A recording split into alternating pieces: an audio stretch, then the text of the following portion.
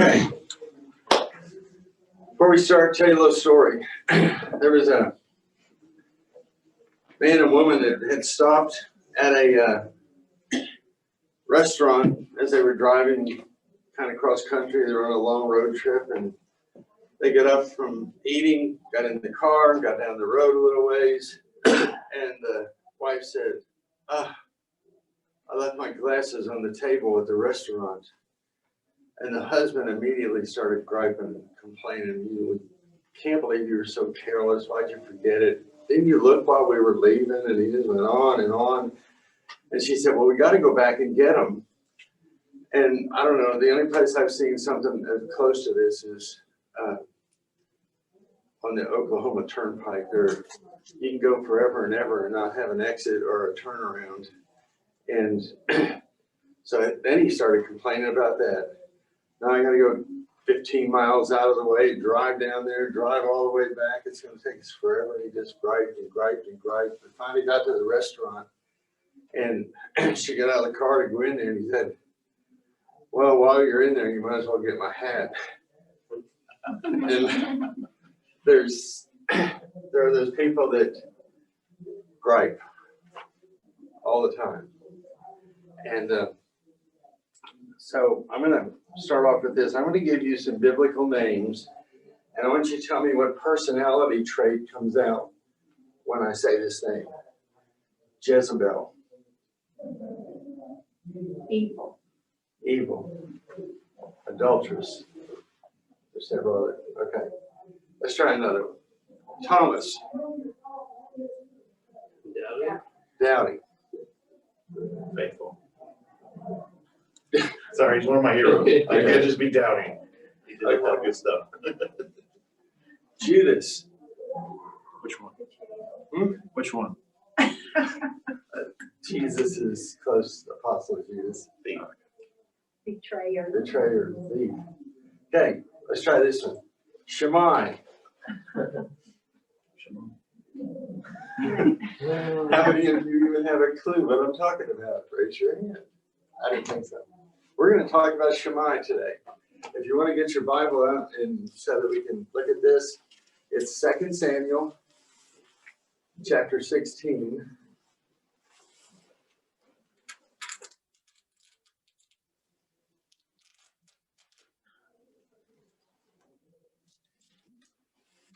And I'm going to tell you right now that Shimei was suffering from a syndrome. I call it the CS syndrome.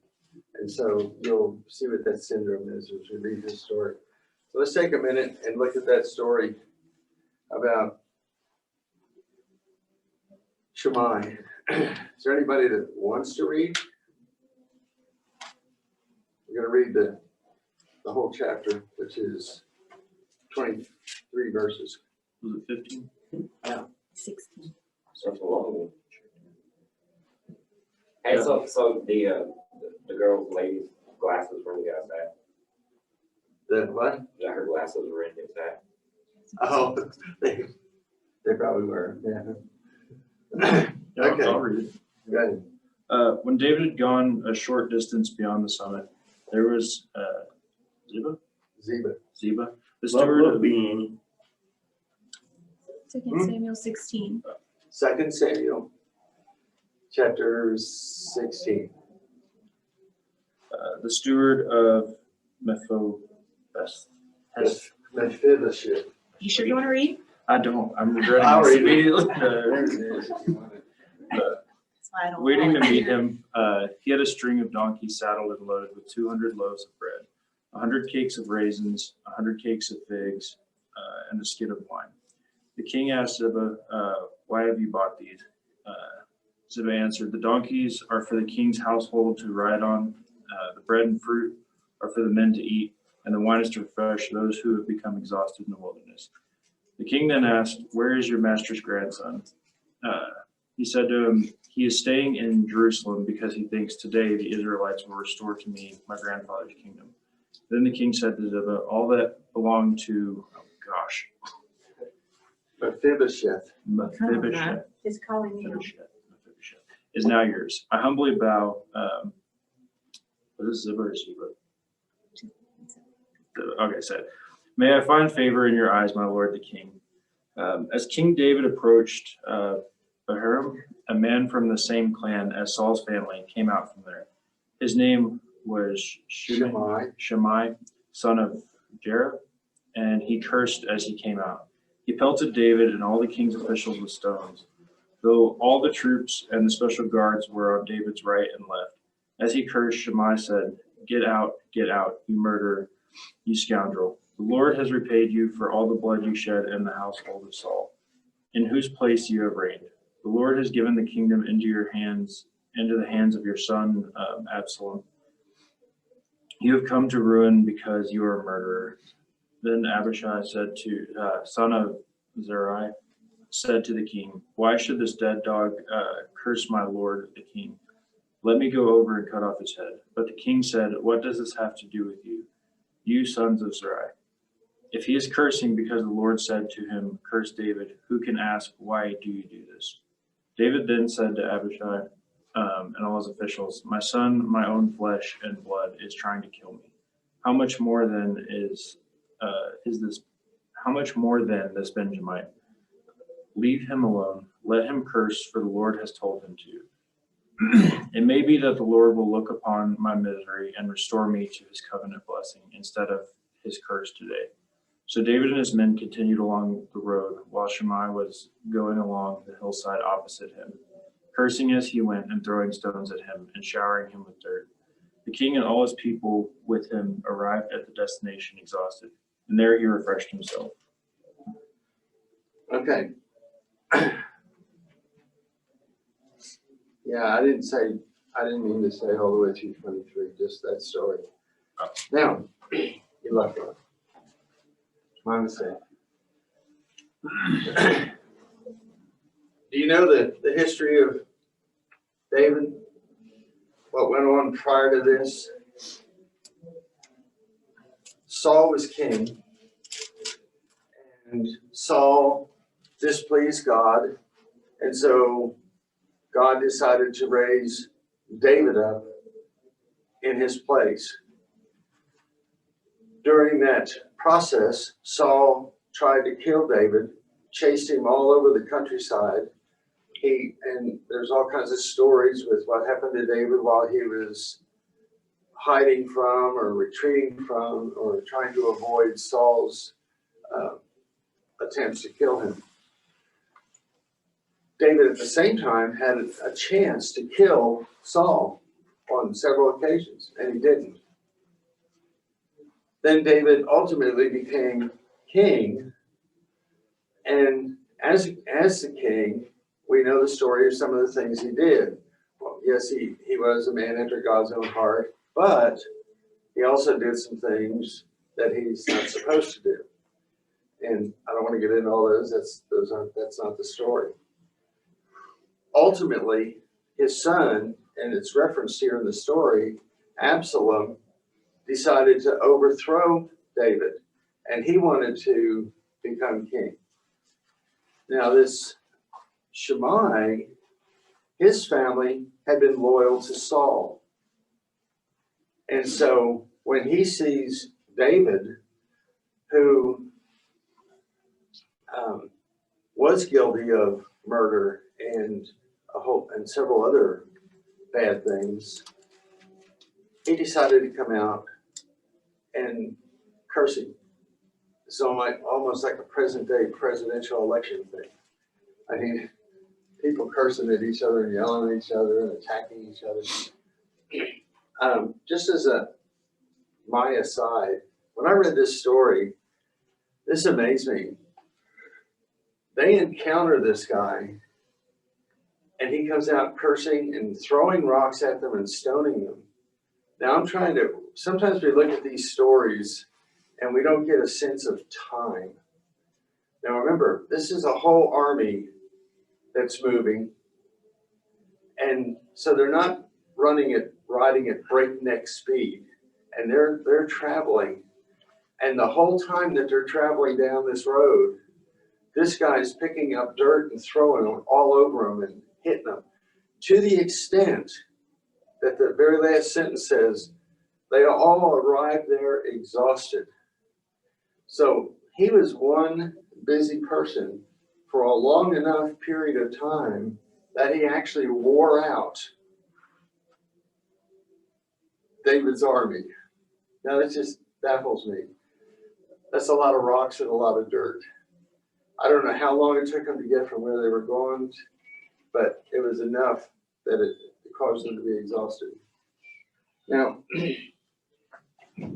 as we look at this, like I said, I said that he's suffering from a CS syndrome, critical spirit syndrome. It could have been called, based on one of the lines in the story, it could have been a dead dog syndrome, maybe, because that's what he was called by David's men. What's it mean to have a critical spirit?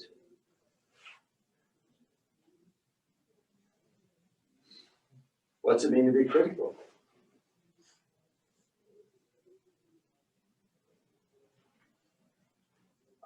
I'll make this too hard up here. To pick at or to I guess look over with an eye to find mistakes. Yeah, with an eye to find mistakes. Any other attributes of somebody who's critical? Negative. Nora finds mistakes that I do, but she's very positive. Critical and important. Hmm? Is important. Important. There's, Essential. what would the language be like of somebody who's critical? In this case, it came out cursing. You said it's negative. I guess it does depend on the type of criticism, but I'm going to go with the bad side in this case. So you can come across as very harsh and very personal. Very non-Nora-like. Very non-Nora-like. Yeah. Very harsh, very critical. Deceitful. Deceitful, probably. Attacking. And so we have, I have to be careful. I don't want you to name names. Do you know people that are critical? I can tend to Eden be. smiles. Huh? I said I can tend to be. I'll admit that. Okay. Same. So you're in the second service. I expect you to go forward. Is that- Right, yeah. Okay. I Depends on the think circumstance. Oh, sorry, Nora. I No, didn't mean to Chase. interrupt you. Go ahead. Go ahead. Nope. Sorry, let's do. Hey, both y'all need no more. I think anybody who's worked knows a critical person, because typically in your job environment, there usually is a critical person. Yeah, there's always that one, maybe more. They usually gather support. There's friends or somebody that they get to rally around them so that they can. Don't forget Jason. Oh, No, it's fine. I just think it depends on circumstances. So if you're passionate about something, I think you might be a little more tend to be that way, especially for like children or politics or whatever, you know. Sometimes even religion, you tend to be a little more critical because it's a passion that you have. Because I think sometimes it comes out a little too Which makes sense in the context of the story. yeah. And I kind of have a different, I don't know, when I think of a critical, like especially critical speaker, I think it's somebody that which is the opposite of this, it seems like, but somebody who thinks out what they're going to say and really like each word is important. yeah. There's the word criticism can have a. I'm going to turn English teacher on you. It can have a connotative meaning, which is something that's implied or understood, but it can also have a literal meaning as well, a specific meaning. your analytical thinker, you're one who puts his words and thoughts together well, would fall into that definition of honoring criticism to the sense of the word, but people in an effort to do that thinking get distorted, or they get angry, or they get passionate, and then it doesn't come out as reasoned thought. It comes out it's more of spewing than it is. It's the same word would be like an arguing. When two people are raising their voice at each other, they're not arguing. An argument is reasoned thought. Let's discuss this. I'll give you my side, you give me your side, and we'll come to a meeting. But they're usually fighting. And they're raising their voice. That's a fight. That's not an argument. There's a difference. You know how we have sermons all the time where they talk about the fruits of the Spirit? You know, I can imagine somebody coming up and saying, well, I have a fruit of the Spirit. What is that? Well, I have the spirit of criticism. You know, and in that case, David, if she was talking to David, I said it was a she. I just went all politically incorrect on that, didn't I? So he said, I have a spirit of criticism. But, you know, the Bible tells, you know, if that's the gift, if that's the gift you've been given, in Matthew, we have the story of the Bible, or the person was given different talents. And the person that had the one talent did what with it? Buried it. And that's probably what David would have told that woman. Okay, you have that one gift, you better bury it. So let's take a look at, we've alluded to Shimei. He came out and he approached them. He accused them. He called him a murderer, a scoundrel, mentioned what he did, and pelted them and stuff like that. How did David handle it? With a lot more grace than I think I could have, especially if someone was beating me down to the point of exhaustion. Yeah, precisely. Now, why do you suppose he did that? I mean, I guess he saw the passion in this guy and he probably understood. I mean, Saul was removed from the throne. It's not like, you know, he died or, you know, he passed on the crown. He was removed, and it wasn't something that everyone agreed with, obviously. Yeah. And I mean, you get right down to it. I mean, it's the right thing to do to forgive people for acting out like this. He's been presented with the situation a lot too, as Saul and the other guy whose wife saved him. I forgot her name though. The one he married, her husband. I just Like lessons ago. Yeah, it was. He went somewhere and asked the guy to. He went somewhere and did something and met some They people. protected a bunch of this guy's shepherds, and he asked him. For some Abigail? food. Yes. Okay. It's his sister's name. Probably should work with that. Yeah. Hey, I want to make you feel His good. own people name. I'm going to make you feel good. Yesterday, I told my wife, we were at Lowe's, and she said, let's order something. And I said, okay, we could go to, she suggested Olive Garden. And right there in the parking lot at Lowe's, I said, I think I'll have lasagna. So we're driving down 50th Street to turn to go from Lowe's. For those of you who know where it is, it's like, what, 6 blocks? And she's on the phone, and he says, and what other order do you want beside the one that she ordered? And she turned to me and said, now what do you want? And I was going, I couldn't think of anything. I could not think of the word lasagna to save my life. And it was just 6 blocks away, so no problem. I can relate fully. Yeah.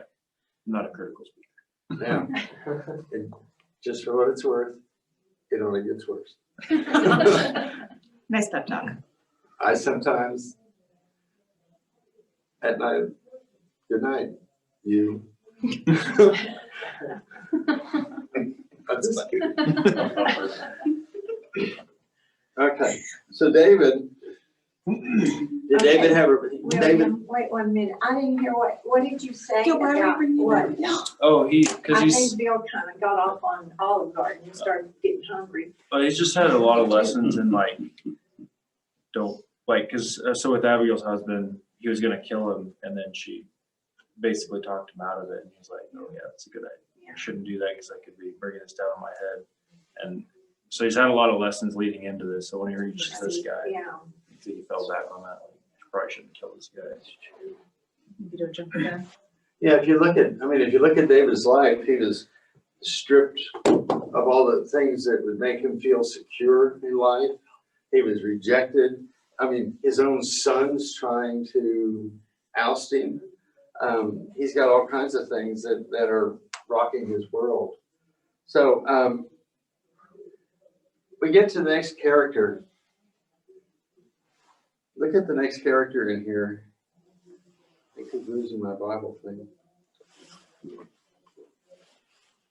Then in verse 9, then Abishai, son of Zeruiah, said to the king, why should this dead dog curse my lord the king? Let me go over and cut his head off.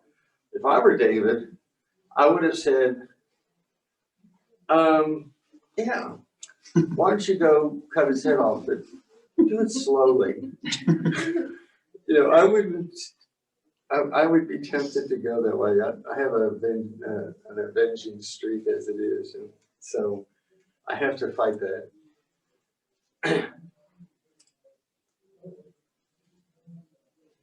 Is that a good thing for Abishai to say? Is he being honorable? Is he loyal? I mean, as far as to David, yes. Is it In a- his mind, he is honoring his king by taking care of a problem. I mean, this guy's pretty violent. And it would be one less problem, wouldn't it? David says, I've got a lot of problems. I don't need this one. You'd be doing me a favor if you got rid of him. It's an easily solved situation. Yeah, that would resolve that real quick. But let's look at it on another side. Is it possible that a defender can be a burden? If you have somebody who's on your side, can they become a burden? Peter cutting off the guy's ear. Hmm? Peter cutting off that guy's ear. Yeah, because that would have put a stain on that whole story. And Jesus, well, it did, but Jesus didn't want that to happen. He didn't want this to be a fight, a war, a battle. So why would he have been a burden, do you think? Why could he have been interpreted as a burden?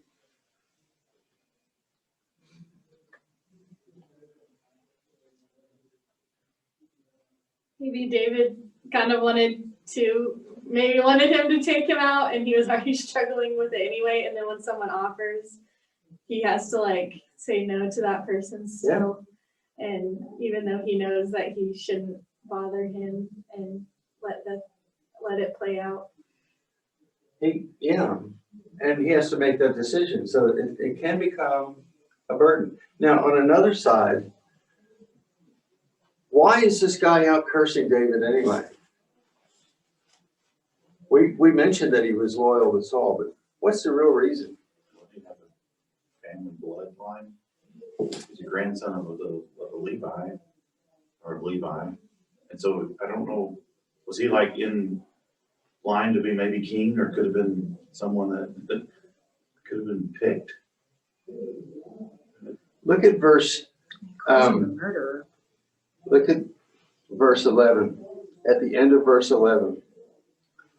Leave him alone, let him curse, for the Lord has told him to.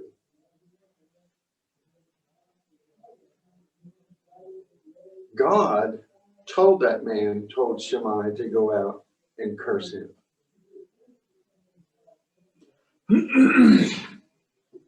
Now, why do you suppose that is?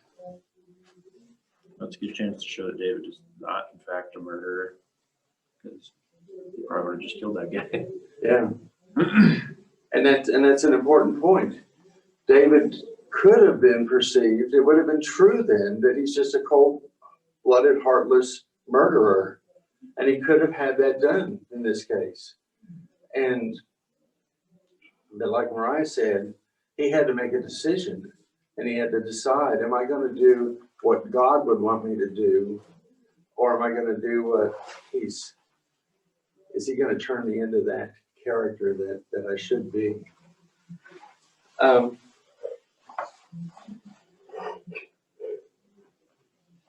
When David said, what have I to do? Where is that? He said it to Abishai. Verse 10. Yeah, verse 10.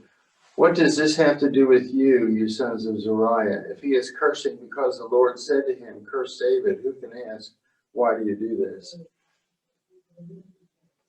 He's telling, in a way, and this gets into the critical thing. We run into people who are critical. Do we ever want to get involved in somebody else's stuff? Oh, do we?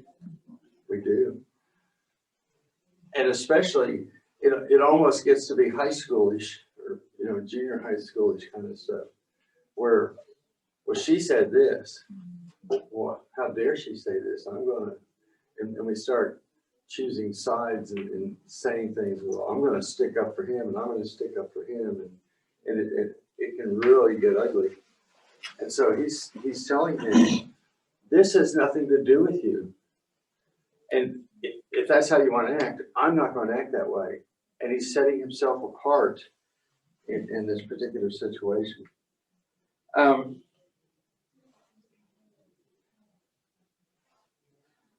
David knew that his real problem was Absalom and not Shimei. And you got to remember that at this point, he's running. Absalom is out to kill him. Some dude cursing him is not important. Now, I've told this story before, and I'll try and keep it short. I taught at a school down by Big Spring, and one day the principal called all the teachers in after school to the auditorium and started yelling at them. And he just ran it and yelled at them, and somebody did something wrong and he didn't like it. He wanted the perpetrator caught and he wanted to punish him. And he kept saying, who did this? Who did this? And we had this one kind of offbeat art teacher who used to live in Hawaii, and so he always showed up with his Hawaiian shirts and everything. And this is in Kahoma, which is oil field cowboy country. And so he's a big guy with red hair. He stood out like a sore thumb. And he raised his hand. He said, I did it. And we were all over there nudging each other because we knew he didn't do it. And when we heard the principal yelling at him all the way down the hallway. And as we were leaving, he was still yelling. And when he came out, a couple of us waited for him. And we said, you didn't do that. Why did you do that? Why did you raise your hand? And he said, I knew I didn't do it. Didn't bother me. Principal wanted to yell at somebody. He was happy. The guy who did it didn't want to get yelled at. He was happy. Everybody walks away happy. I have no problem with it. I've got broad shoulders. And he just let it go. And I went, wow, I don't know if I could do that. But he did that. And David is the same way. Let him curse. This is from God. I deserve. If God's sending it, I deserve it. And I've got bigger problems.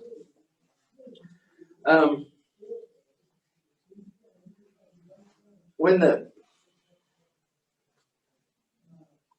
a crowd came to stone the woman, and Jesus knelt down and wrote in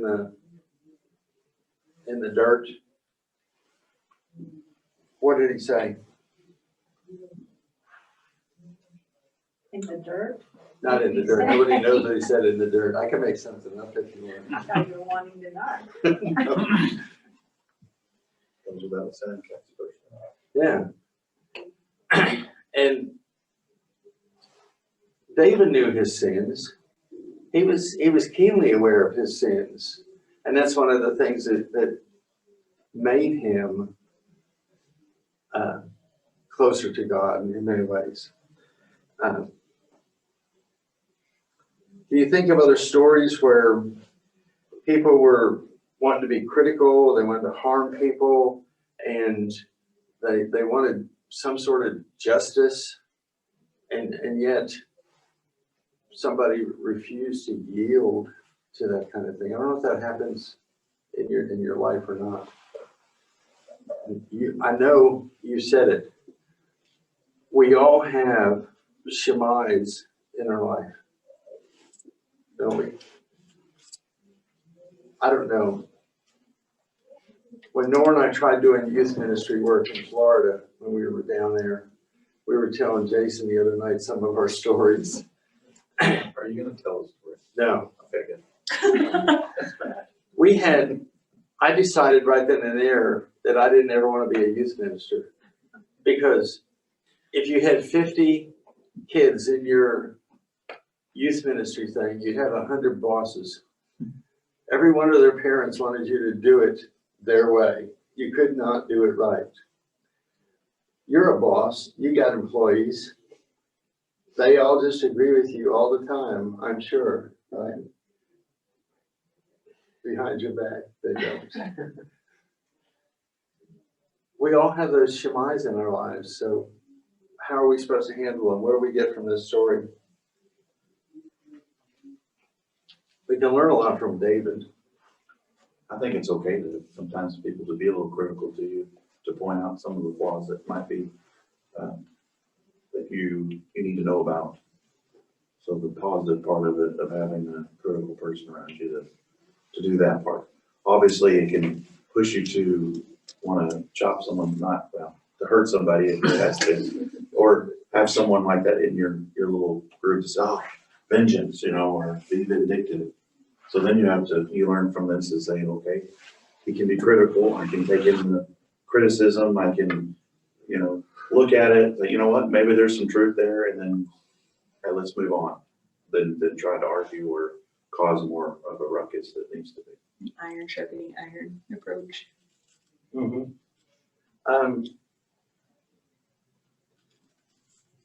David, I'm going to read Psalm 3 verses from a Psalm. Psalm 3 verses 5 through 8.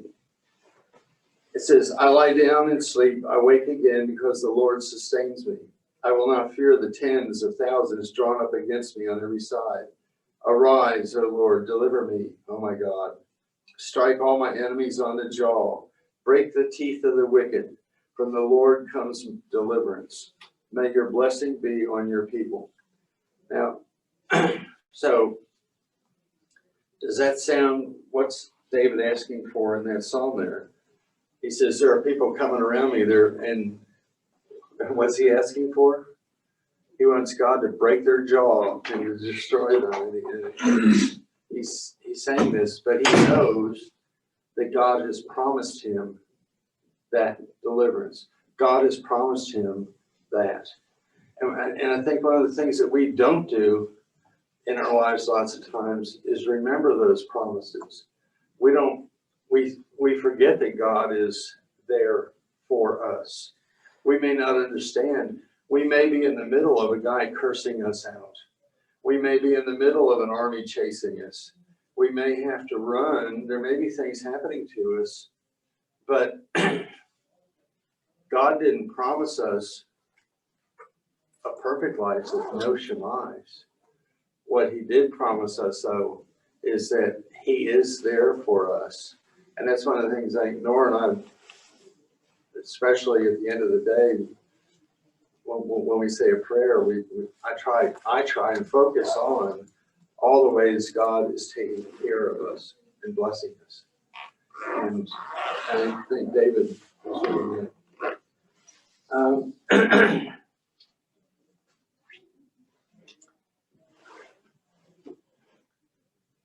Any observations? We got, what, 2 minutes?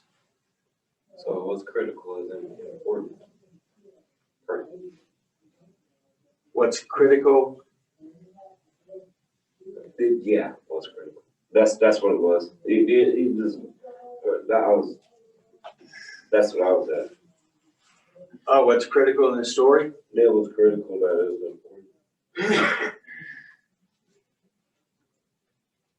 Critical as in important. I